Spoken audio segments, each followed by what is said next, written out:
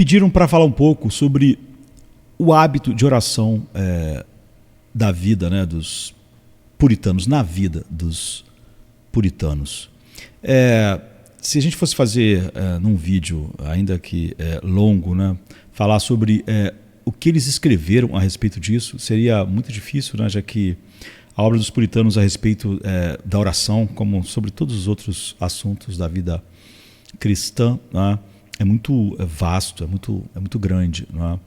Mas falar propriamente do hábito deles, como eles levavam a vida de uma maneira resumida, eu acho que a gente pode fazer em um vídeo como esse. Mas é importante a gente pensar, antes de falarmos, né, a respeito disso, que é óbvio que a gente não vai falar sobre regras. A maneira com que eles levavam a vida de oração não é para ser uma regra de como exatamente nós devemos fazer, mas vai nos mostrar como eles viam a oração de uma maneira muito mais elevada, né, na vida cristã do que é vista hoje, não é?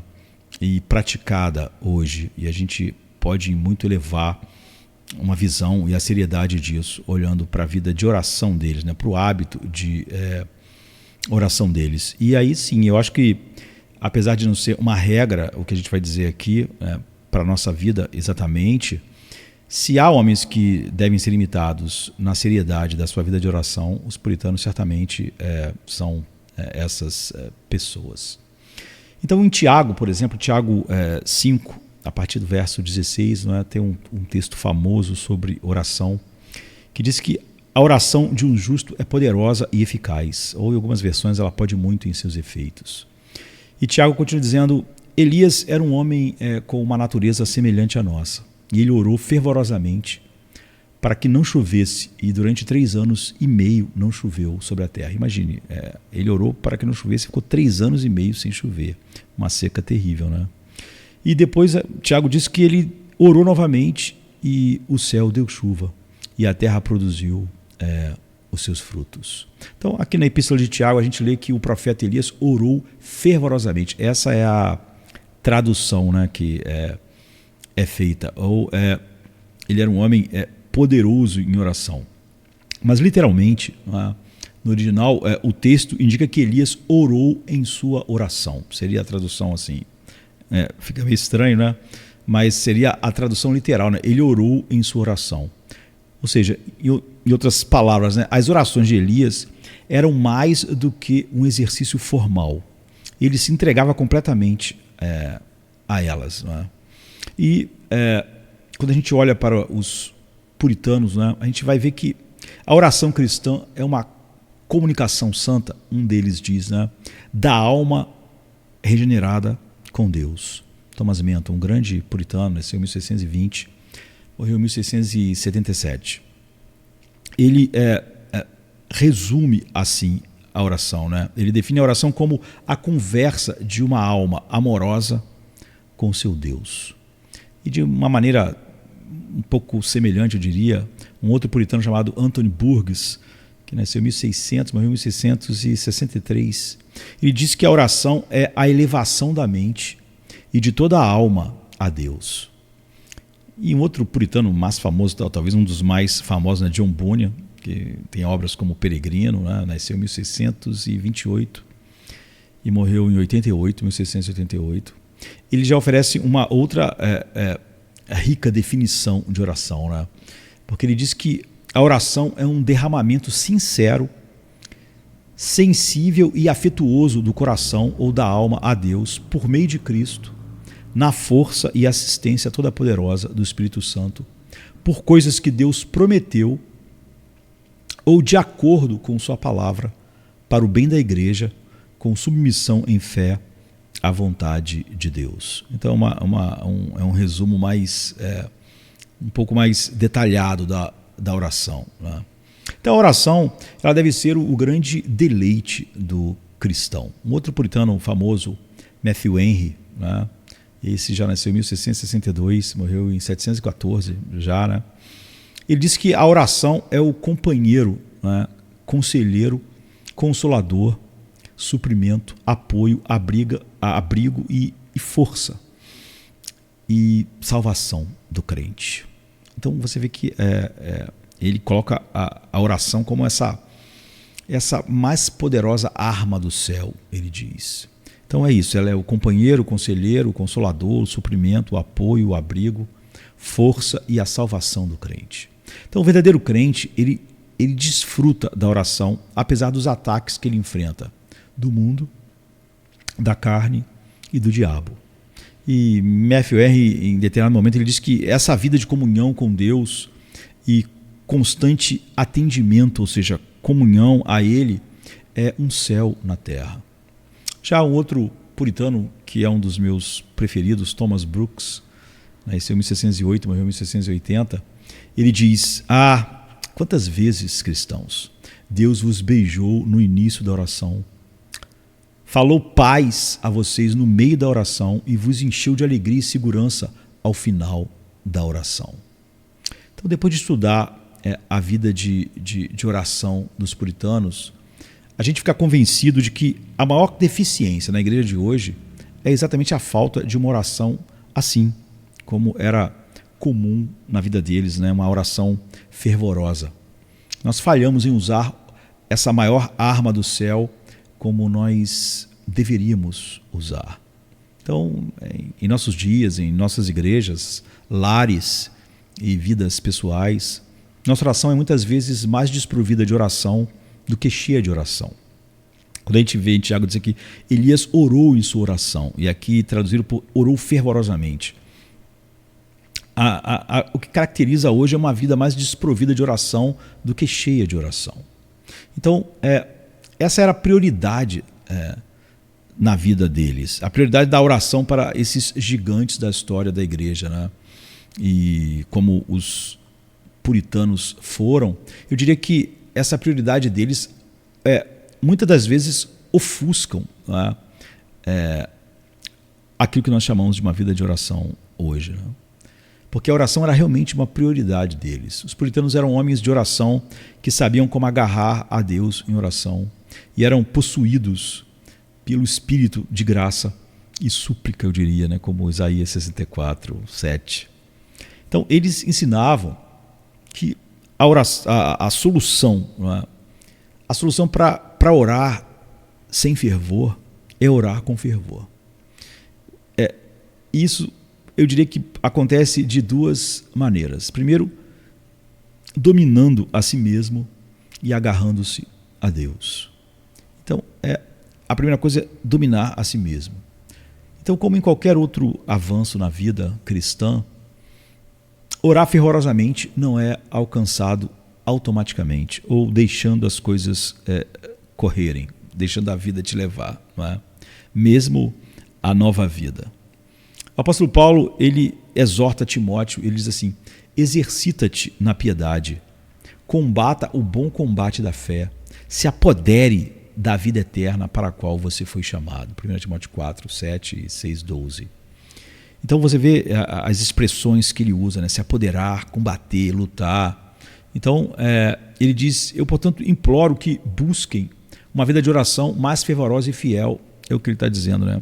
Com esforço, com urgência e dependência de Cristo e do Espírito Santo. Eu diria praticando a disciplina do autocontrole, que não é uma habilidade natural, mas um fruto do Espírito que foi comprado por Jesus na cruz para nós, aqueles que estão nele. Sabe, é parte desse fruto do Espírito, como está em Gálatas 5, né, a partir do verso 22. Então nós devemos olhar para Cristo como a videira que sozinha pode produzir bons frutos em nós. Nós mesmos não podemos produzir esses frutos, por isso que eles não são nossos, são do Espírito. E então nos controlamos e nos engajamos diligentemente em oração disciplinada. Você viu que eles disseram, os puritanos, que a única solução para uma oração não fervorosa é a oração fervorosa. Então, a gente pode sugerir 4 princípios para dominar a si mesmo na oração, tirando assim do ensino dos puritanos. Essas 4 coisas seriam motivação, cultivo, constância e disciplina. Então, quando a gente pensa na motivação, né, a gente tem que lembrar que muitas fraquezas sufocam nossa motivação para orar. E o arcebispo James Ussher, né, nasceu em 1581, ele lista algumas dessas coisas, né? Imaginação errante, afetos desordenados, apatia espiritual, fraqueza de fé, frieza de sentimento, desânimo em pedir, em interceder, em pedir, um cansaço em esperar, um desânimo de ter que esperar, muita paixão em nossos próprios assuntos, ou seja, em todas as outras coisas que não é o que faz parte da nossa disciplina piedosa, né? A vida, não é? E se você tem muita paixão nessas coisas, se constitui um obstáculo, não é? E pouca compaixão nas misérias dos outros, tanto dos cristãos quanto dos não cristãos. Então nós podemos nos controlar, nos lembrando das motivações para orar em relação ao seu valor, ao valor que ela tem.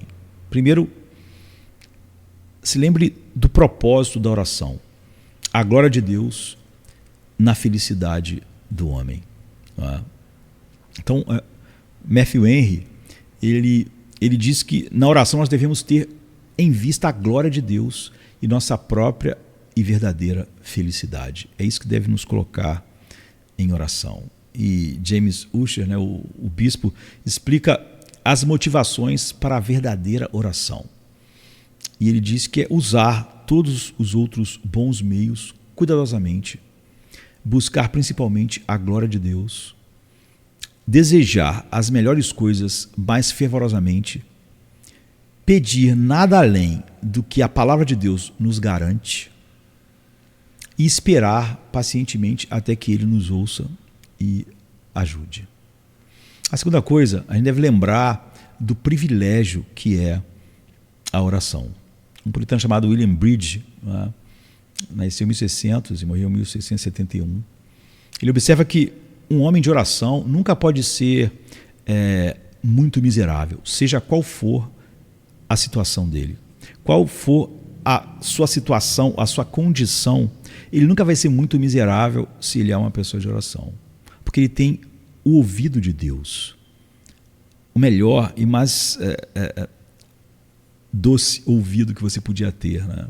E é uma bênção orar, mesmo que ele diz, eu nunca receba a bênção pedida. O próprio ato de orar e ter o ouvido de Deus já abençoa, traz paz e nos faz crescer. Né? Anthony Burgess, um outro puritano, né, ele também refletiu sobre o grande privilégio da oração. E ele diz que ao orar de maneira santa, nós nos tornamos mais santos. É como o exercício para o corpo que torna você mais forte e ativo, em vez de ser o contrário. Né? Você faz muito exercício, será para te deixar mais cansado, mas acontece o oposto. E a vida de oração é a mesma coisa. Ele diz que é como um navio rico que traz retornos gloriosos de Deus. Então ele diz que a oração celestial deixa você em um estado celestial, mantém a alma em mais anseios por Deus, em mais desejos por Deus. Em terceiro lugar, a gente deve lembrar do poder da oração. A Bíblia diz, o anjo tirou Pedro da prisão, mas foi a oração que trouxe o anjo. Não é? Então a Bíblia, quando diz que o anjo foi lá e tirou Pedro, Thomas Watson diz, isso é verdade, mas foi a oração que trouxe o anjo, a oração da igreja reunida. Não é? Thomas Watson é um dos puritanos mais famosos. E John Bunyan, ele diz que nós devemos orar frequentemente, pois a oração é um escudo para a alma, um sacrifício para Deus e um açoite para Satanás. E a gente deve lembrar de que quando Deus pretende grande misericórdia, um outro puritano disse, para seu povo, a primeira coisa que Deus faz é colocar o seu povo em oração. Não é? E essa é uma realidade, não é, que Matthew Henry explora muito numa obra sua. E o bispo Ussher, ele diz que porque a oração é a voz do Espírito de Deus em nós, uma joia da graça, uma das mais preciosas joias da graça que é legada por Cristo a nós. Ela é a mão da fé, ela é a chave do tesouro de Deus. Ela é como a alma, a única maneira que a alma pode solicitar algo a Deus. Ela é a escudeira, né, do coração. O escudeiro levava as armas, né? E ela é a intérprete da mente. Ela obtém todas as bênçãos. Ela previne todas as maldições. Ela santifica toda a criatura para que ela possa nos fazer realmente bem, todas as coisas operarem de maneira adequada.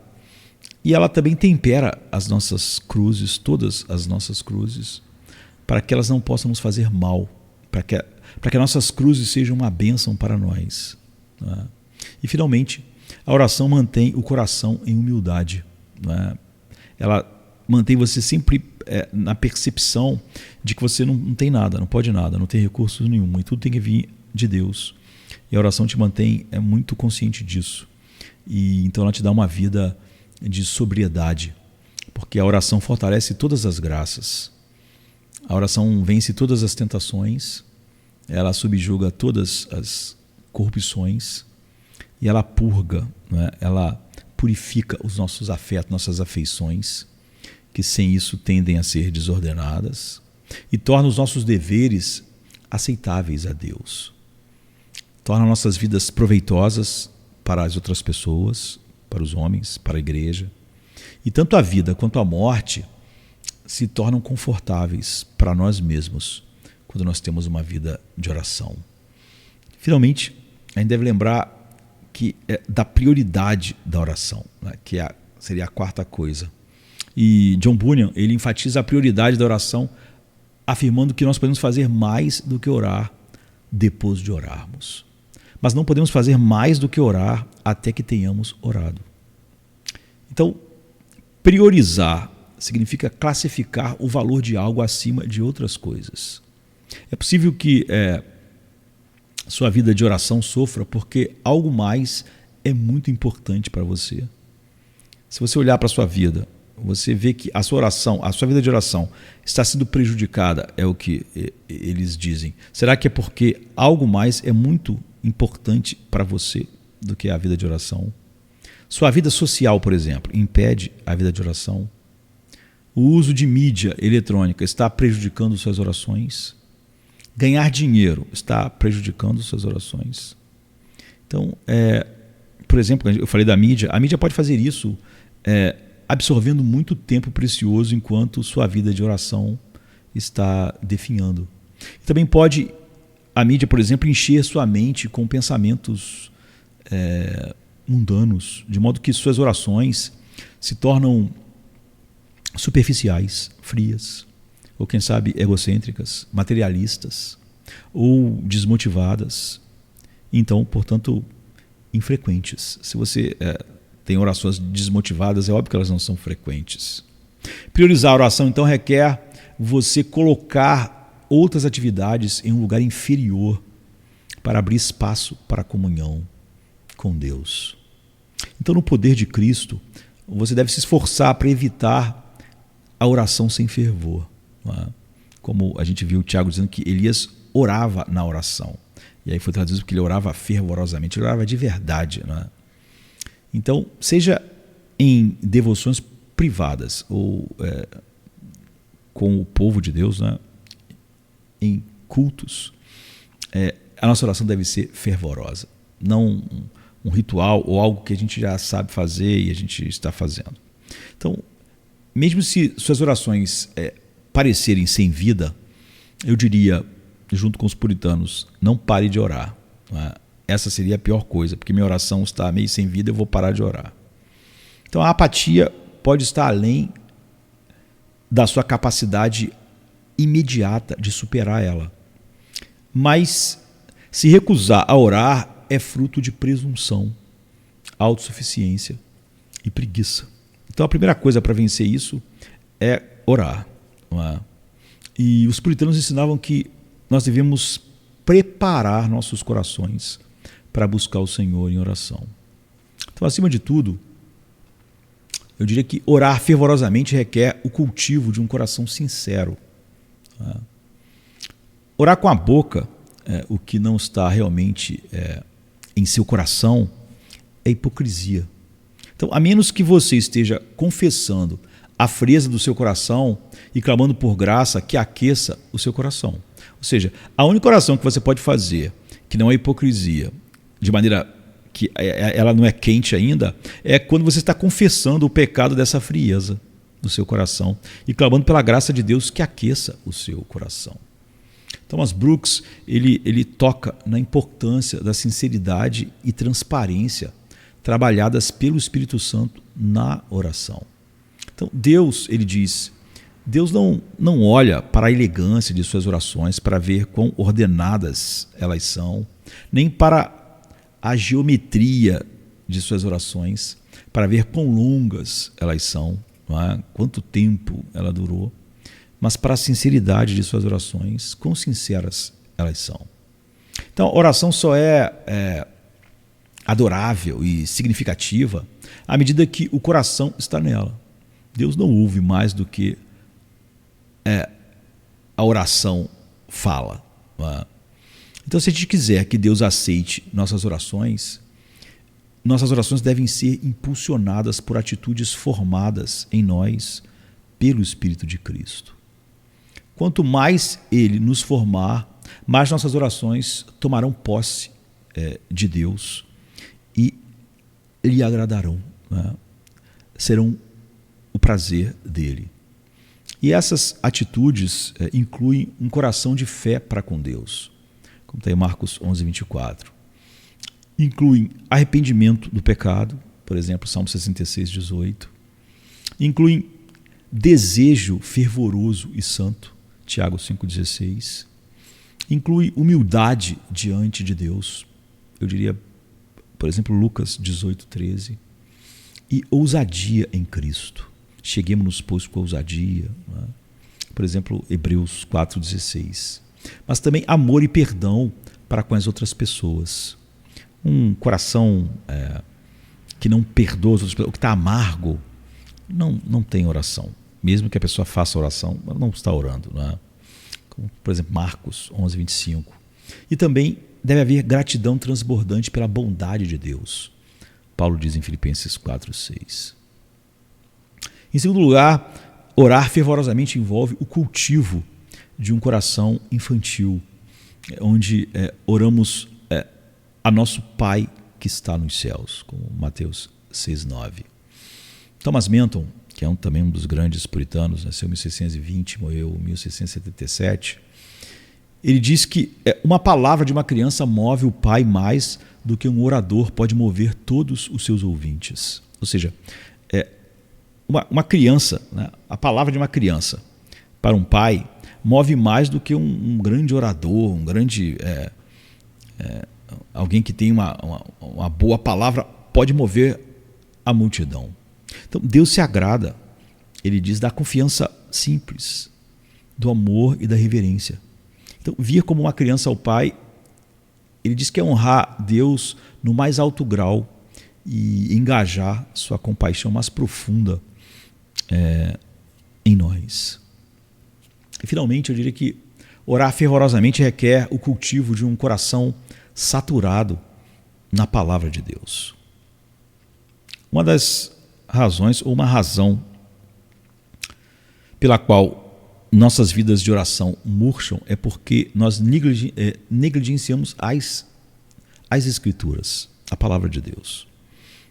A oração é uma conversa de duas vias. Nós devemos ouvir a Deus e não apenas falar com Ele.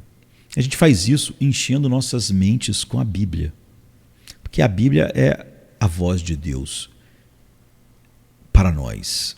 É a voz de Deus sempre fresca para nós de forma escrita. Então, Jesus declarou em João 15:7, se vocês permanecerem em mim e as minhas palavras permanecerem em vocês, peçam o que quiserem e lhes será concedido. Então, cada passagem das Escrituras, eu diria que é combustível para orações fervorosas. Thomas Manton ele diz que uma boa maneira de obter conforto é pleitear a promessa de Deus em oração.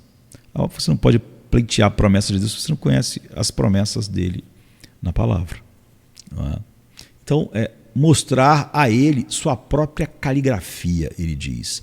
Mostrar para Deus a sua própria caligrafia, o que ele escreveu. Deus é zeloso de sua palavra, ele diz. E é nada melhor do que mostrar a Deus a sua própria caligrafia, ou seja, orar as promessas de Deus em sua palavra. E isso é exatamente o que a gente deve fazer, né? Estar sempre com essa caligrafia, olhando para ela, para depois poder mostrar ao nosso Pai o que ele escreveu para nós em oração. Alguém estava dizendo que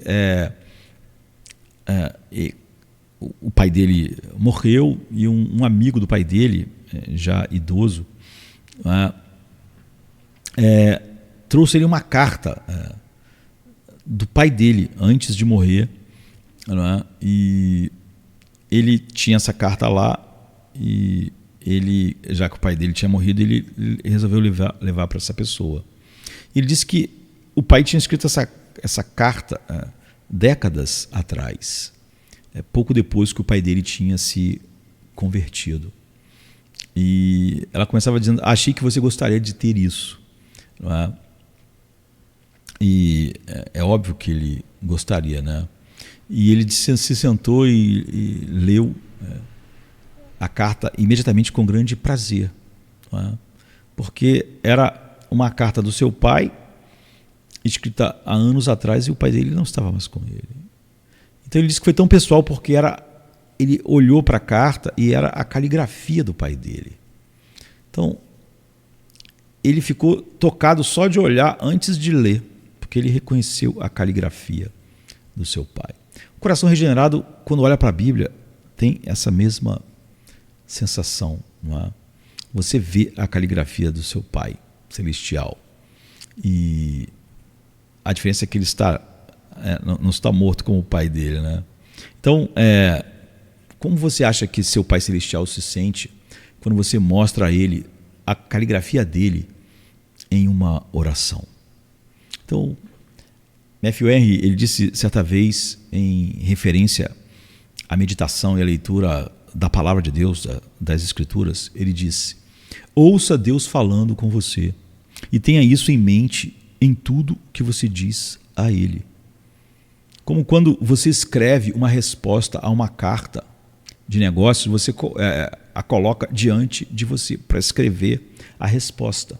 E a nossa oração deve ser assim, deve ser uma resposta à carta que o nosso Pai nos mandou.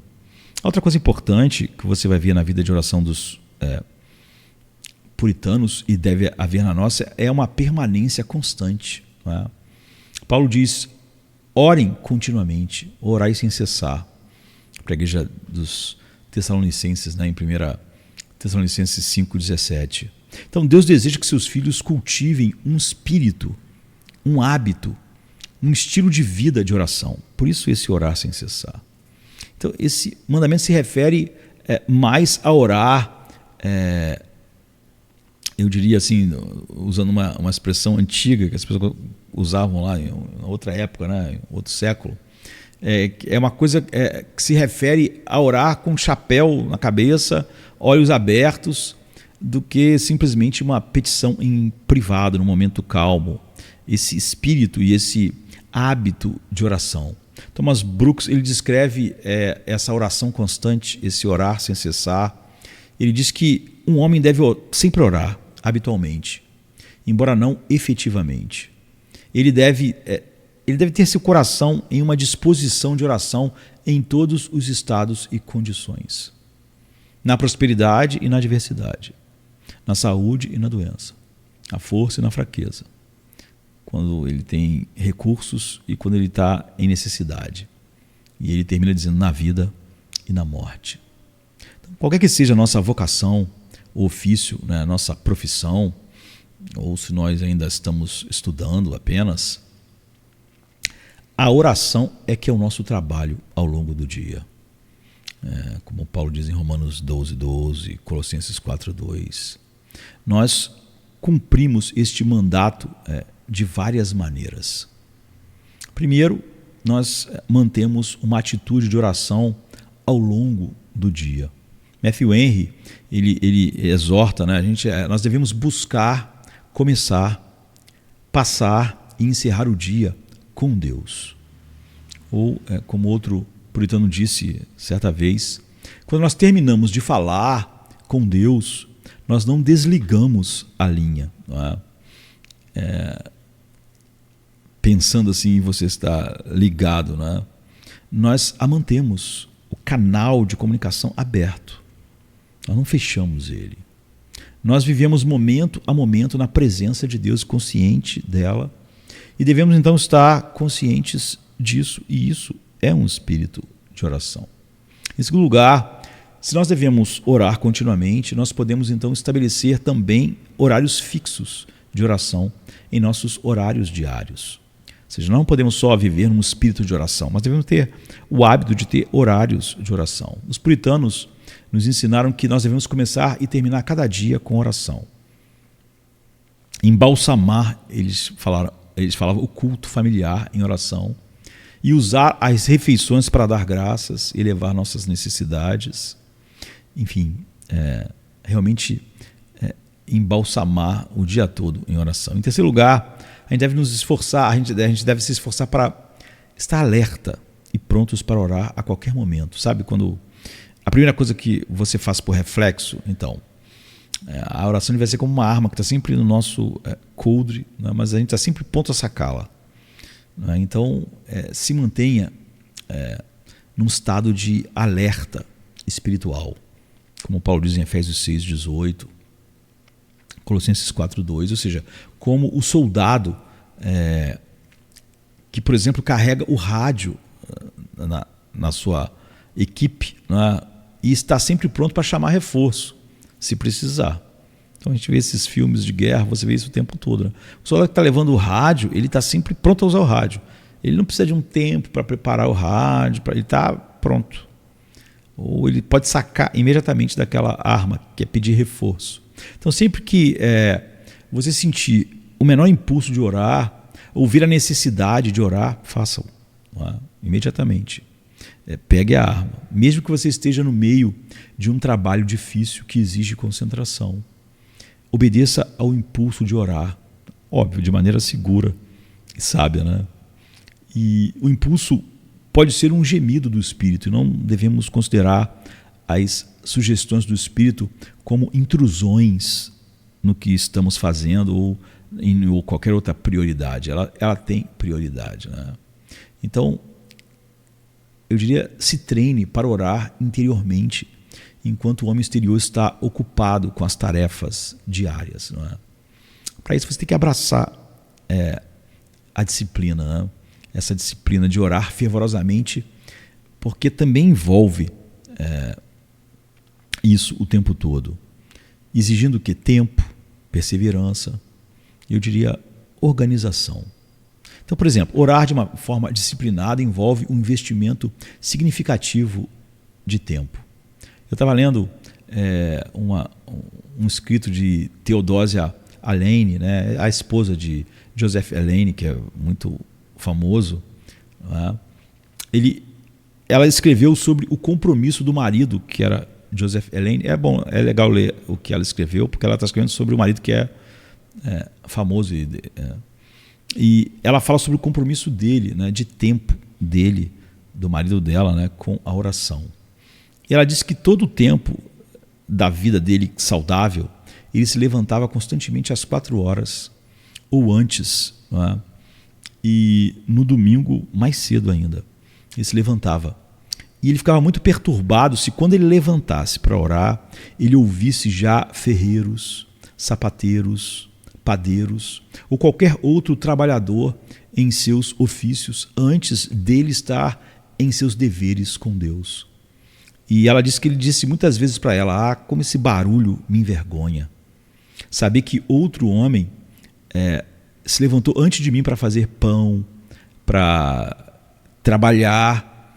Será que o meu mestre não merece mais do que o mestre deles? Né? Do que o patrão deles? Então, das 4 até às 8, ele passava em oração, né? Em contemplação, meditação, e cantando hinos, que ele se deleitava e praticava diariamente sozinho, ela diz. Assim como com a família, nos momentos que a família estava reunida. Então, orar de forma disciplinada também requer não só um compromisso de tempo, mas de perseverança. Né? É fácil orar quando você é como um barco à vela que está deslizando sobre o mar com o vento empurrando a favor. Mas ore também quando você é como um quebra-gelo abrindo caminho através do mar Ártico, né? 1 metro de cada vez. Então é óbvio que ser um barco, a vida de oração, quando a tua vida está como um barco que o vento sopra favorável, o espelho do mar, e você pode navegar rápido, é ótimo. Mas quando for tudo oposto a isso, quando você tiver que ser um quebra-gelo que avança 1 metro porque está quebrando o gelo, mas está indo em frente, faça também. Tanto num dia que seja um barco no mar de vento favorável, quanto quando nada é favorável e tudo é como quebrar um gelo para andar à frente. George Swinock é outro puritano, né? Alguns não são tão conhecidos aqui, né? Pelas pessoas em geral. Ele nasceu em 1627, morreu em 1673. Ele diz: lute com Deus, dobrando e esforçando cada articulação do novo homem, ou seja, da alma, né? As afeições da alma, para que todos ajudem a orar de maneira a prevalecer com Deus. E, finalmente, orar de forma disciplinada requer, em terceiro lugar, eu diria, organização. Paulo, ele modelou a intercessão regular por muitas igrejas e cristãos diferentes, incluindo alguns que ele nunca conheceu. Por exemplo, você vai ler isso em Colossenses 1:9 até o 2:1. Seria impossível para Paulo fazer isso sem algum sistema de intercessão. Então, em suas cartas, ele ordena aos cristãos que ofereçam súplica por todos os santos, Efésios 6:18, e por todos os homens, 1 Timóteo 2:1. Sem um método de oração, dificilmente nós oraremos por alguém regularmente ou por pessoas regularmente. Então, organize seus pedidos, organize suas petições por algum sistema ou lista. Né? Qualquer sistema é melhor do que sistema nenhum. Então se lembre de que você pode adaptar isso ao longo do tempo, né? Não é algo fixo. Você pode reorganizar. E pode não parecer muito espiritual a princípio usar uma lista de oração, mas eu diria, eminentemente prático. Então, seja razoável e não se sobrecarregue, mas se discipline para orar muito pela sua própria igreja e outras igrejas, pelas missões e por muitas pessoas específicas. Orar pode ser seu ministério mais valioso e de maior impacto no mundo durante a sua vida. Então, é um agarrar-se a Deus, eu diria, a oração assim, constante. Lá no fundo, nós sabemos que é impossível superar a falta de oração pela nossa própria força. A santidade, o dom e o poder da oração estão muito acima dos meios humanos naturais. A graça de Deus é necessária para a gente orar fervorosamente, orar na oração. Então, no entanto, eu diria que a graça não nos faz esperar passivamente que Deus conceda isso. A graça nos move a buscar o Senhor, como Davi canta no Salmo 25, a partir do verso 1. A ti, Senhor, eleva a minha alma. E também no Salmo 86, 4, 143, 8. Então, direcione sua mente e afetos para nosso Deus, o Deus da aliança em Cristo, e se aproxime do trono da graça, né, como Paulo nos convida em Colossenses 3, 1 e 2. Então, como Jacó lutou com o anjo do Senhor e não o deixou ir até que ele o abençoasse, né, em Gênesis 32, nós também devemos nos agarrar a Deus até que ele nos abençoe, segundo o seu querer. O profeta Isaías, ele lamentou a falta de oração de sua própria geração. Ele diz: não há ninguém que invoque o teu nome, não há ninguém que desperte para te segurar. Isaías 64, 7, se eu não me engano. Então você se animará, não é? E vai se agarrar a Deus hoje, por exemplo. Fazer isso vai exigir dependência e fé. Dependência de Deus. Agarrar-se a Deus requer dependência do Espírito Santo. Dependemos completamente do Espírito Santo porque nada podemos fazer sem Cristo. Trabalhar através de nós, através do seu Espírito, né? Como João 15, 5. Então, Anthony Burgess, que é um famoso puritano, ele diz que o coração não passa de tanta terra seca até que o Espírito Santo de Deus inflame você. Você morre na secura da terra. Então, tua oração é um corpo sem alma. Ele diz: se houver palavras, mas não o Espírito de Deus no coração. Já outro puritano também famoso, David Clarkson, 1622, que ele nasceu, morreu em 86. Ele também explica que a obra do Espírito Santo na vida de oração do cristão, o Espírito ajuda a fraqueza e a enfermidade dos hábitos e princípios espirituais, ele diz, e os coloca em exercício, mas não um simples exercício, mas em exercício vigoroso, né? Puxado. E ele ajuda a alma a se aproximar com confiança. E mesmo com confiança, ainda com muita reverência, ou seja, com temor filial, mas com fé e ousadia, ou seja, com uma fé ousada, com zelo e insistência, mas mesmo assim ainda com submissão humilde, com uma esperança viva e, apesar dessa esperança viva, ainda assim com abnegação. Isso que são misturas difíceis, né? Em segundo lugar, você deve se agarrar a Deus. E agarrar-se a Deus requer dependência da mediação de Cristo, porque é óbvio que você não pode fazer isso. Como pecadores, como nós, pecadores, íamos poder agarrar a Deus senão em Jesus Cristo? Você não podia, você não pode, você não tem nenhum acesso, você não tem o rosto favorável de Deus, senão em e pelos méritos de Cristo. Então, no livro de Hebreus a gente lê que é somente pelo sangue e intercessão de Cristo como nosso sumo sacerdote que podemos ousadamente entrar no santuário. Isso é, a presença de Deus, o lugar onde Deus habita, né? Hebreus 10, 19 a 22. Então, todas as nossas orações devem ser oferecidas pela fé em Cristo, nunca confiando de que qualquer coisa que a gente fez, mesmo se a gente conseguiu viver uma vida de mais obediência, crescer, achar que isso possa nos fazer mais aceitáveis a Deus. Então, através dele apenas, nós temos acesso ao Pai, porque somente ele é o mediador entre Deus e os homens. Efésios 2:8, 1 Timóteo 2:5. E além disso, a adoção, né, que a gente recebeu, ela é em união com Cristo. E ela é o fundamento de nossas orações.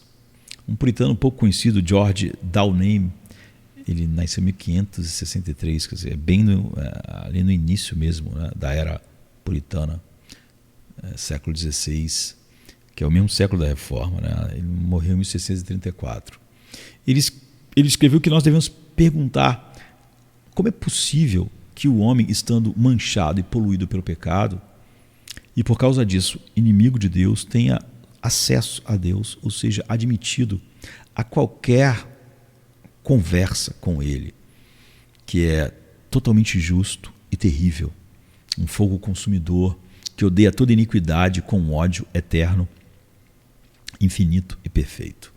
Então, ele mesmo responde à sua pergunta dizendo, portanto, necessariamente um mediador tinha que vir entre Deus e o homem, que nos reconciliando com Deus e cobrindo nossas imperfeições, pudesse tornar tanto nossa pessoa quanto nossas orações aceitáveis a Deus. Porque nossas orações não são aceitáveis a Deus porque nossa pessoa não é aceitável a Deus em si mesma. Né? Então, alguns frutos da fé viva são aquilo que é necessário para a oração. Né? Então a gente deve orar com fé, porque aquilo que é necessário são frutos da fé viva, né? Reverência, fervor, confiança, piedade trinitária e o ato de se agarrar às promessas divinas. Então, eu diria que um dos frutos da fé viva a fé verdadeira, é reverência. Somente o Espírito Santo pode operar em nós verdadeira reverência na oração. Thomas Boston, ele diz que o Espírito Santo opera em nós uma santa reverência de Deus a quem oramos, que é necessária na oração aceitável. E por essa visão, ele diz, ele nos atinge com um santo temor e reverência pela majestade infinita de Deus. Em segundo lugar, um dos frutos da fé viva é fervor. Né? William Gurnall, né, um dos puritanos mais impactantes, não é? Fala sobre o cristão com a armadura completa. Né? Nasceu em 1616 e morreu em 1679. Ele diz para nós assim, abasteça-se de argumentos das promessas para reforçar suas orações e torná-las prevalentes com Deus. Gurnall diz, as promessas são o fundamento da fé. E a fé, quando ela é fortalecida, ela vai fazer você fervoroso. E tal fervor sempre obtém vitória no campo da oração. Quanto mais poderoso então alguém é na palavra, mais poderoso ele será na oração, ele conclui. Um terceiro fruto da fé viva é confiança. Né?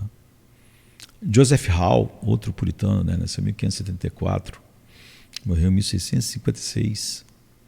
Ele diz que boas orações nunca voltam para casa chorando. Então você deve ter certeza de que receberá ou o que você pede ou o que deveria pedir, não é? Se você soubesse o que Deus sabe, mas deve receber. Então o Espírito Santo é a base dessa confiança. É isso que faz a oração ser um alívio para o coração atribulado. Tem gente que ora, mas ele não continua atribulado, ansioso, tal, porque é óbvio, se você orar sem confiança, a oração não traz paz. Se você pedisse algo ao seu pai e não tivesse a menor confiança, achasse ele incapaz ou não tendo boa vontade, então você não terminaria o que você pede ao seu pai com confiança. Então o Espírito, ele diria que ele excita em nós uma santa confiança em Deus como nosso Pai. Ele realmente fala Abba aos nossos corações. E nós realmente percebemos Deus como nosso Pai. Isso nos enche de confiança na oração. Em quarto lugar, um fruto da fé viva é a piedade trinitária, como a gente viu. Acho que ninguém escreveu melhor do que isso que John Owen, né? Talvez o maior dos puritanos, também nasceu em 1616, morreu em 83. Né? Ele aconselhou os cristãos a comungarem com cada pessoa na Trindade em suas orações. O Pai, o Filho e o Espírito Santo. E ele faz isso, né, e tem uma obra enorme sobre isso. Ele faz isso com base na bênção registrada por Paulo em 2 Coríntios 13, 14. A graça do Senhor Jesus Cristo, o amor de Deus Pai e a comunhão do Espírito Santo sejam com todos vocês. Então, a tua oração deve ter esse aspecto trinitário. Né? E a sua vida de oração deve buscar um conhecimento mais profundo e, eu diria, experiencial das riquezas da graça na pessoa e obra de Cristo, a glória do amor eletivo e adotivo do Deus Pai e o conforto da comunhão com Deus, o Espírito Santo que habita em nós. Dessa forma você vai orar não apenas pelos benefícios de Deus, mas pelo próprio Deus. O teu maior anseio na oração será o próprio Deus, Pai, Filho e Espírito Santo, o que servirá como uma bênção tanto para você quanto para a sua igreja, para as pessoas da sua casa. Então, o seu senso de intimidade e dependência de Deus, conhecido experiencialmente, em privado, vai transbordar em sua vida pública, né? De modo que você também, pela graça do Espírito Santo, vai encorajar outras pessoas a depender de Deus e buscar comunhão íntima com Ele. Em quinto lugar, eu diria que o outro fruto da fé viva é se agarrar às promessas divinas. John Trapp, outro puritano, nasceu em 1601, morreu em 1669, ele diz que promessas devem ser oradas. Todas as promessas devem ser oradas. Ele diz: Deus ama ser sobrecarregado e importunado com suas próprias palavras, ser cobrado com aquilo que ele mesmo se obrigou. Então a oração é colocar as promessas de Deus em ação.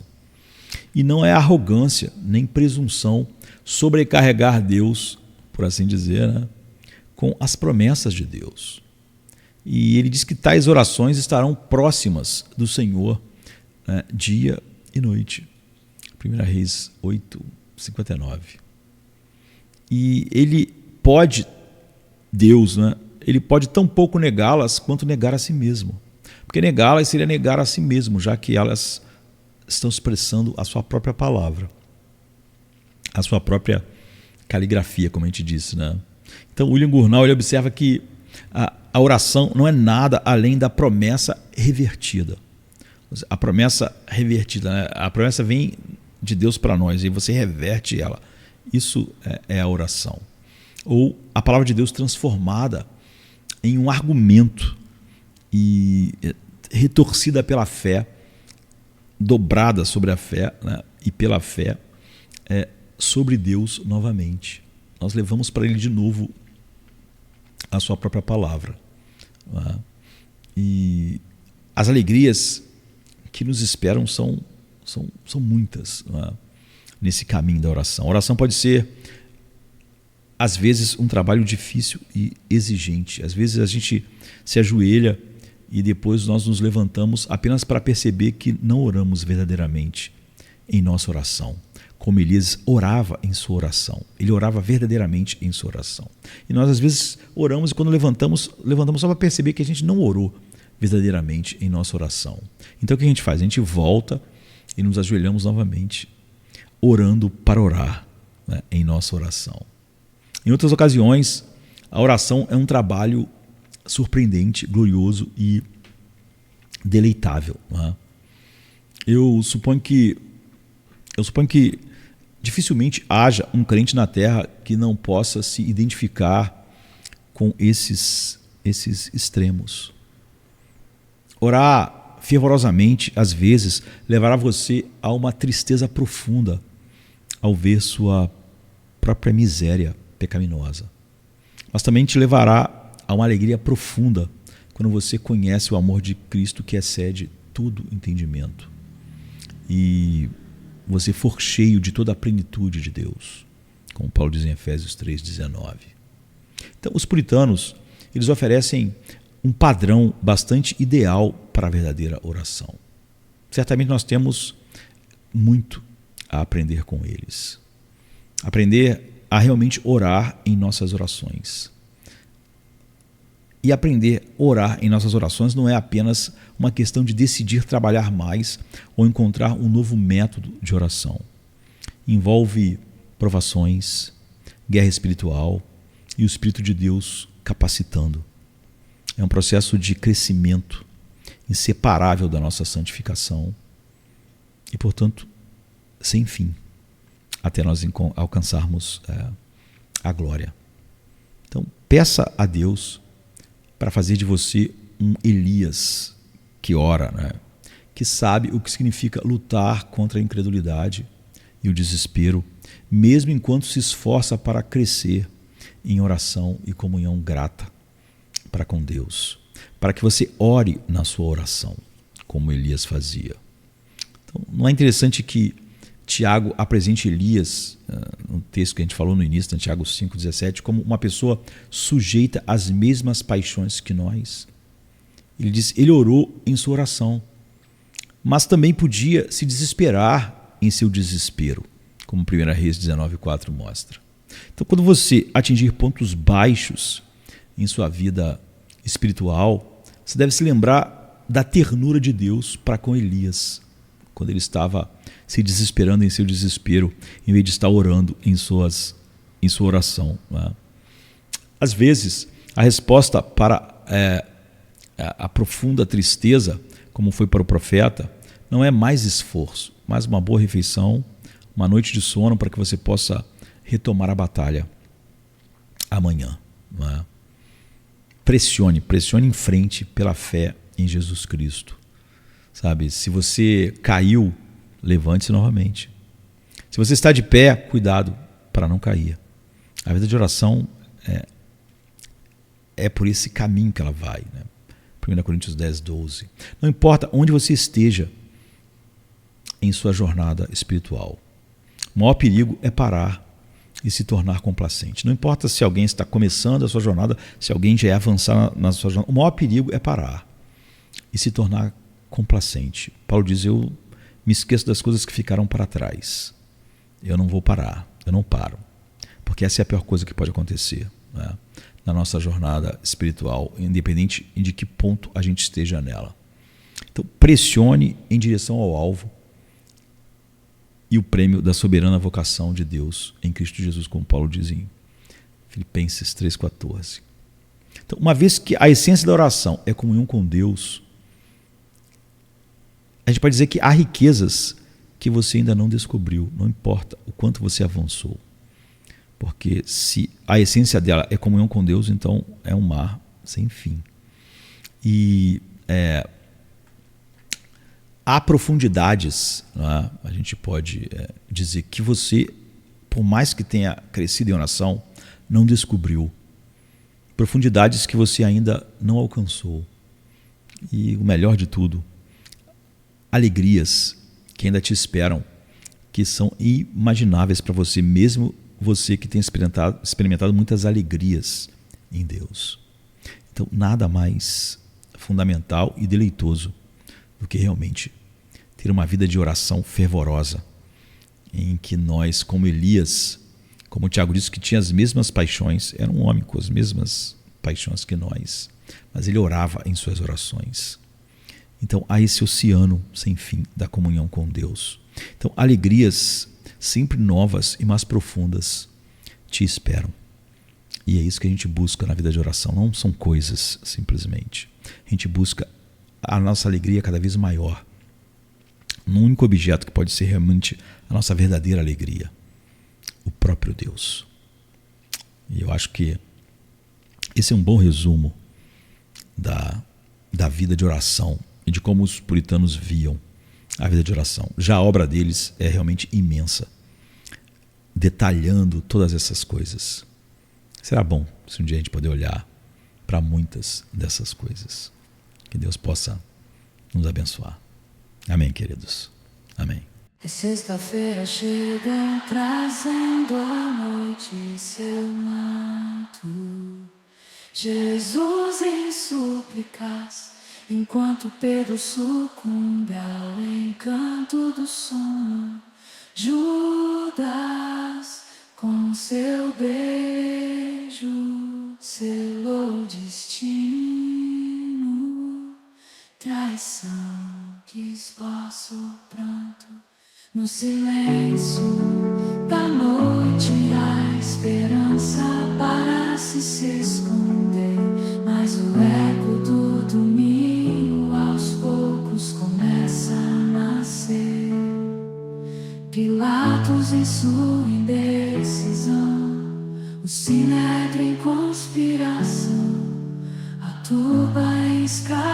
desconhece a ressurreição. Discípulos fugitivos, corações partidos, Maria em lágrimas, Pedro nega, o galo canta, anunciando a manhã que tarda.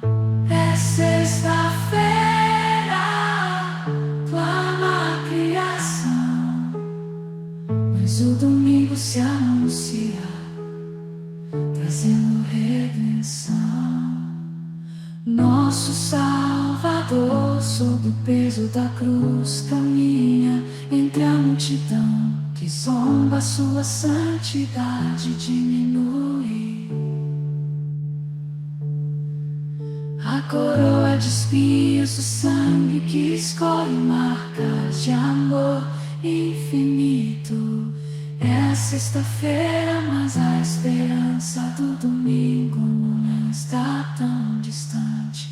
Elevado na cruz, entre criminosos, a dor se faz presente. O véu se rasga, a terra treme, o céu escurece, um silêncio envolvente. A pedra colocada, os guardas se postam, a vigília começa, mas a promessa do domingo no coração ainda aquece. É sexta-feira, mas não é o fim. Domingo vem aí com vitória sem fim. A escuridão parece reinar, a morte sorri, certa de sua vitória. É sexta-feira, mas a história ainda não contou sua glória. O pecado julga ter vencido, a esperança parece falhar, mas a luz do domingo já começa a brilhar. O túmulo agora vazio, a pedra removida, Jesus ressuscitou, trazendo vida. Manhã de domingo, brilha a esperança restaurada.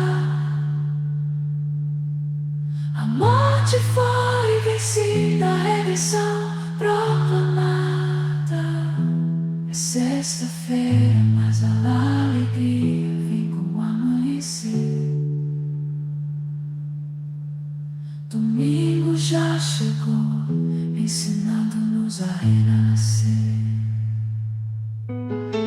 Nosso Salvador, sob o peso da cruz,